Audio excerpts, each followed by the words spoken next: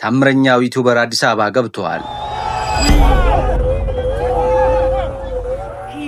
The Maasai tribe. Oh, that's the. Look at the market though. This market look crazy. ታዋቂው አሜሪካዊ ዩቲዩበርና የቀጥታ ስርጭት አቅራቢ ወጣት አይሾ ስፒድ ወይም ዳረን ዋትኪንስ ጁኒየር አዲስ አበባን እየጎበኘ ይገኛል። የ21 ዓመቱ አሜሪካዊ ዳረን ጄሰን ዋትኪንስ ጁኒየር ስፒድ ዳዝ አፍሪካ የተሰኘ ጉዞ እያደረገ ሲሆን አዲስ አበባ ሲደርስም የቱሪዝም ሚኒስትሯ ሰላማዊት ካሳ አቀባበል አድርገውለታል። በ20 የአፍሪካ ሀገራት ጉብኝት እያደረገ የአፍሪካን ባህልና ታሪክ ለዓለም እያስተዋወቀ የሚገኘው ታዋቂው ዩቲዩበር በኬንያ በነበረው ቆይታ በአንድ ቀን ውስጥ ብቻ ከ300 ሺህ በላይ አዲስ ተከታዮችን በማግኘት የዩቲዩብ ተከታዮችን ቁጥር 48 ሚሊዮን አድርሷል። ዩቲዩበሩ በአዲስ አበባ እያደረገ ያለውን ጉብኝት በዩቲዩብ ገጹ በቀጥታ ስርጭት እያስተላለፈ ሲሆን ከ191 ሺህ በላይ ሰዎች የቀጥታ ስርጭቱን እየተከታተሉ መሆናቸውን ለማወቅ ተችሏል።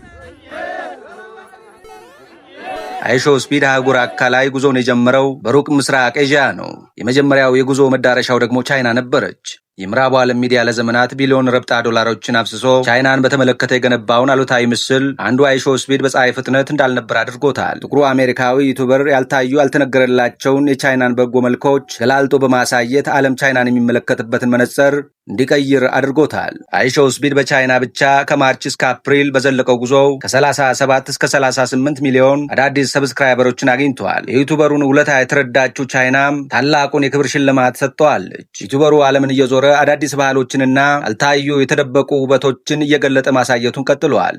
አሁን ተረኛው የአይሾ ስፒድ መዳረሻ አፍሪካ ናት።